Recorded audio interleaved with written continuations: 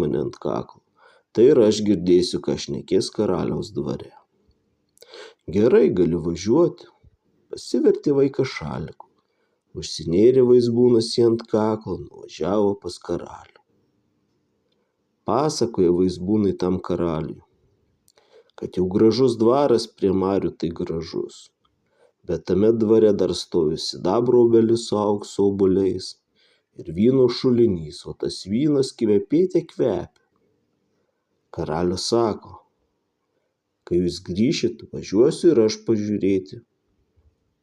O karalienė išgirdus atsiliepė, ana važiuos jis ten. Geriau važiuosim mudu ten už marių, kur yra toks stulpas, o ant stulpo katinas.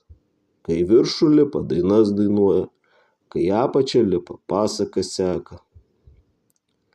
Karalius juos paklausė, nevažiavo su vaizbūnais. O vaikas